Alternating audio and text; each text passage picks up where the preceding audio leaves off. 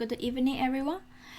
In this video, I'm gonna show you how to set up a project to test Hibernate features. Okay, and this project we only use Hibernate. We don't using the Spring because we want to have a standalone applications, which is very easy to test all the features in the Hibernate. So when you integrate with other frameworks, you know what which way is the best for using the Hibernate. Okay, and also there are some gotchas in Hibernate. It's better to use standalone application to test them. So let's create a Maven project. Okay, and you give a group ID and you give an artifact ID. Okay, cancel. Let me just call Hibernate 1. Okay. 1, 2, 3, 4, 5. If we have more, it's gonna be easier. Otherwise, I have to think. Hibernate demo 1. How about this one? Okay. Otherwise, I have to keep thinking about the name. I will go to what's my Hibernate? This one, and I will put under this package. And okay, doesn't exist. We're using a new window.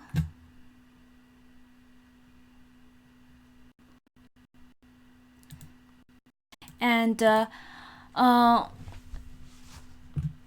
for all the demos I wrote in Hibernate, I prefer to using JPA way instead of using the Hibernate, the vendor's way. Okay, because if we will switch to another vendor, there's no need to change our code. We just change the dependency. But if we're using Hibernate, then we have to change the code.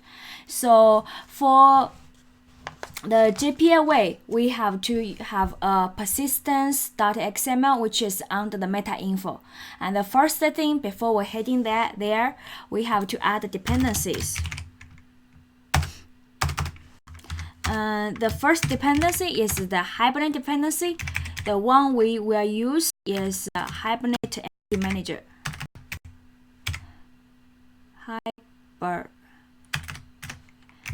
Hibernate Entity Manager, and the group ID is org.hibernate.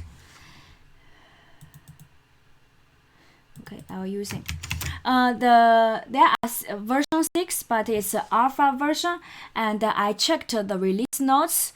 Not a lot of changes on the features. They just switch from using one way to do another way. Like previously, if we write a criteria for searching, they will convert into the HSQL first. Now for HSQL and criteria, they will both of them convert to be a new way to do that.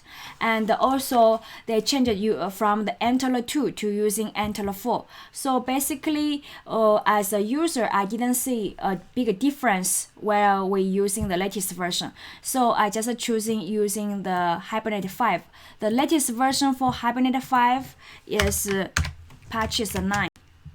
If I remember correctly. Okay, if it find it, it's gonna work. If it doesn't find it, we switch back to 3. Okay, I think it's gonna find. Let's take a look at it. It's still downloading. See, okay, this is the latest version, and after that it will directly have the version 6. Okay, and when you see the import, you will see in the Hibernate Entity Manager, it will also have the have a Hibernate code, and you also need that one, but it's already inside this one, so you don't need to add manually. And for my Hibernate, I will connect to the database, which is MySQL. This is the MySQL Workbench. The version of MySQL I use is the community version, version 8. Okay, so if you want, you can download. So next one, I have to have MySQL. I couldn't remember here called connector. MySQL something connector. Sorry, I couldn't remember. So what you can do, you can search online, and I have a backup here.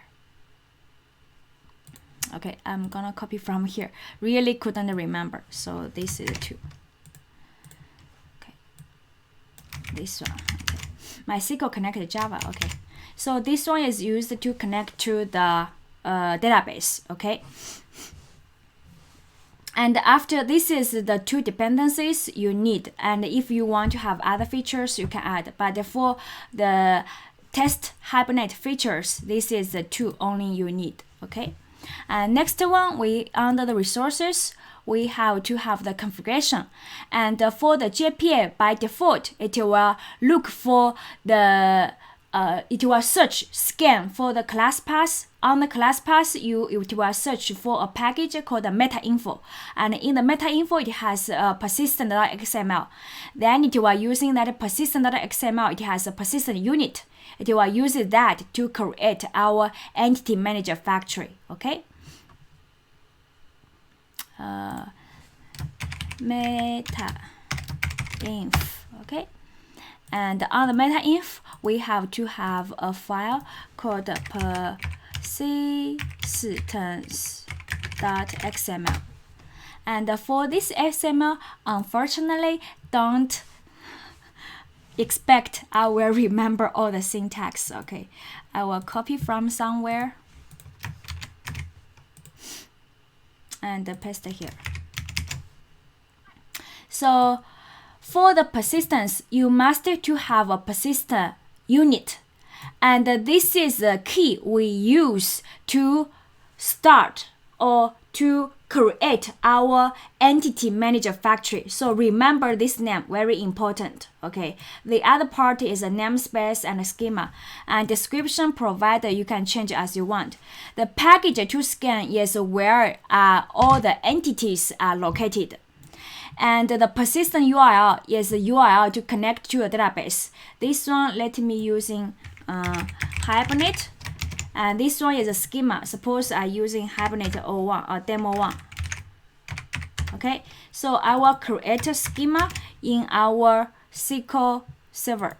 Create schema, MySQL, apply, and apply, finish, and that's it. Okay, so make sure you create the schema, and this is a driver. Okay, and for the older version, probably you're using JDBC, and this is the latest version. And make sure your username password is correct. And this line is doing is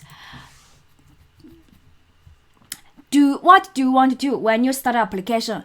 Do you want Hibernate to create the database automatically based on entity? And this one is talking about is every time you start an application, it will drop all the tables under this schema and create again based on the entities you have. It has other choice like validate, update, and do nothing. Okay. And this is the dialect you want, because I'm connected to MySQL.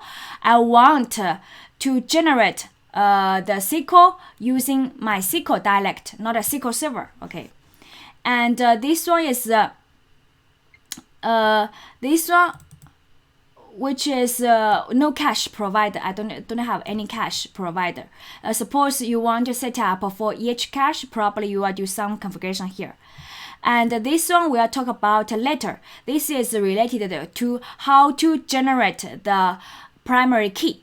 And we will have a more detailed lesson in the future. And this one is talking about whenever, suppose we want Hibernate to create a table based on our entities, right? So we wanted to show the SQL in the output, and what's the SQL to generate the tables, it will display. And if you have queries, it will also generate the queries. This one is formatted SQL, otherwise it's gonna be one line. Okay, so this is the configuration part. And next one, we want to create the package, and we want to create the what's the model. And let's create one model. How about that? Person. Okay. Do I call person or people? Person. Fine. Okay.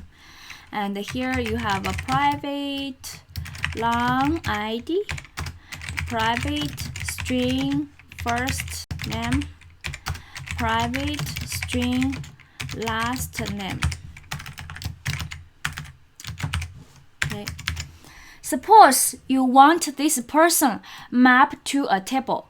What you need to do is make this one is entity. So when it's entity, it will make sure this table maps to this entity map to a table. Okay, and by default, the table name is the class name. Okay, but in MySQL, the table name and the columns, they are not case sensitive, so it doesn't matter. And also make sure for one entity you must have an ID. ID means primary key. Okay. And in some articles, it says you have to have default constructor and you have to have a getter setters. But actually, they are not required.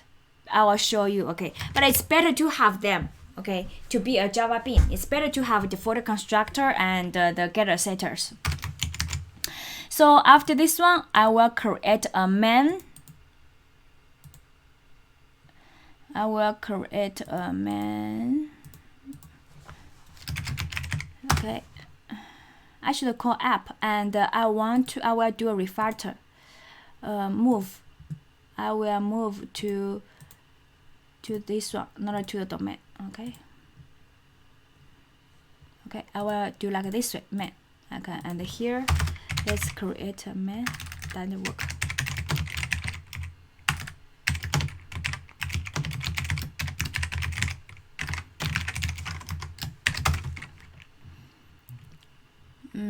Here we're using persistence dot create entity manage factory.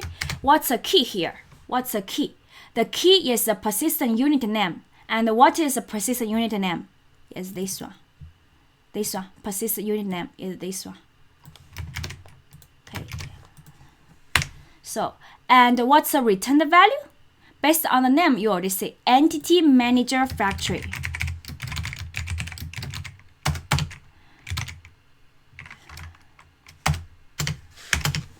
Okay, once you get an entity managed factory, you can have the entity manager. Then you can do operations on the objects. But for now, we don't do nothing. Okay, we don't continue. We just run the application now to see what's gonna happen. So first, in my database, okay, after I create a schema, the Hibernate demo one, I'm not sure. I will change it next time. How about that? Because this one is too small. But now I don't know how to change the GUI, you know. I don't know how to change the GUI, sorry. I don't know how to change the GUI to make the font larger. But you can see here the table currently has no tables, okay? And I'm gonna run.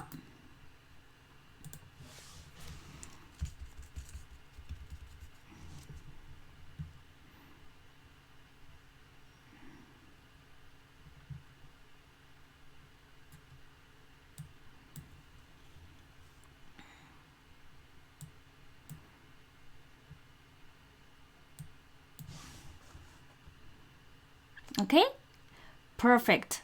So here you can see it has a SQL here, right? This is the DML, okay, to create a table.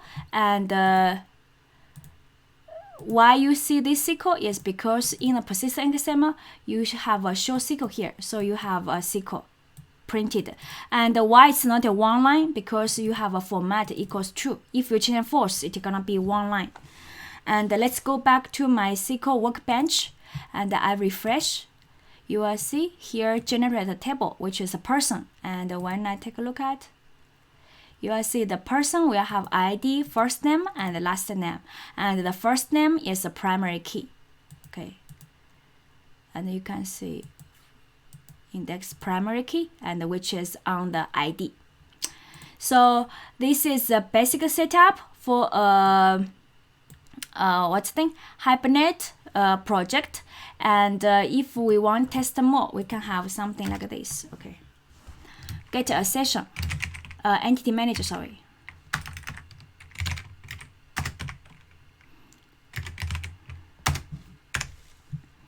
And here we have an entity manager.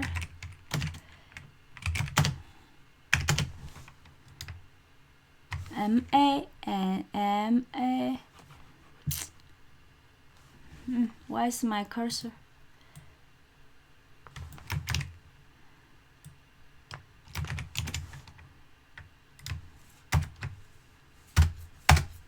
Okay, and if you have entity manager hold the operations APIs to persist, to update, to delete the records from database, right? So we will show one demo is entity manager.get transaction.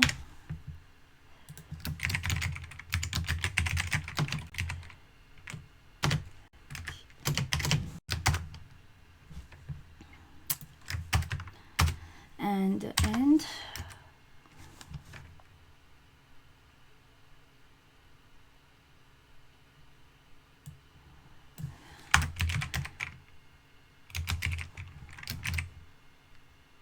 oh my god.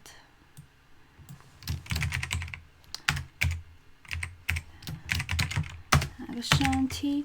What I'm gonna do is I want to show you to persist one record.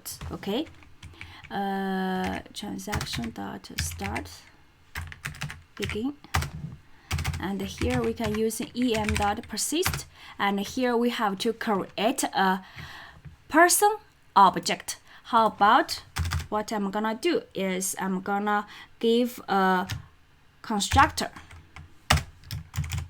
Okay, so in this person entity, I don't have any getter, and now I don't have any default constructor now. Okay, so I will create a person. Okay, p equals new person, and I give ID 1, 2, 3, and I give a first name Miss, and give x and last name xing. Okay, and does it match our person or long? Okay, and I persist p, and after persist I will transaction dot commit, and I will also em dot close. Okay, and let's take a look at the table now. The table now, when I run, no record at all, right? So now I will run one more time.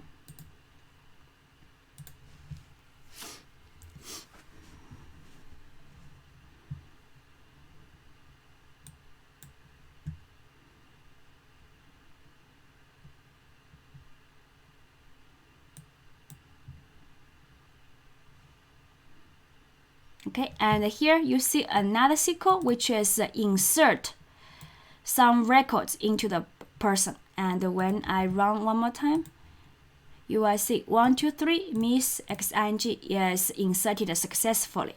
So in order to first, let's summarize. Okay, in order for a bean to be an entity, the only thing you must have is first annotated with entity. Second, you must have an ID. That's the only thing you need. But for default constructor and getter setters, it's better to have there, but it's not actually required. And if your ID is add on the getter method, then for all other configurations, it must be applied on the getter method unless you make a change. But we will talk all the things in the future videos. But for today's video, we just help you to set up a Hibernate project, which you can use to test all the features in Hibernate. Let me summarize, okay? The first thing you have to do is add a dependency. The first dependency is the Hibernate Entity Manager, and the second one is to connect to the database, okay, connector. Then under the META-INF, you have a persistence.xml because we want to using JPA standard way, not using Hibernate way. And in the persistence XML, you will have a persistent unit. And remember this name. This unit name is used to create entity manager factory. And all other properties we already talked before, okay?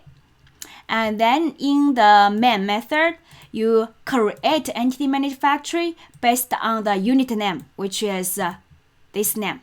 Okay, and then you get entity manager factory, then you can get an entity manager. From when you get an entity manager, you can get the transaction. Then you can do operations on the object and map to the tables. Okay, so that's it for this demo. And if you want to have the source code, go to the description. It's gonna have a link you can download there. Okay, thank you for watching this video and see you next time. Bye bye.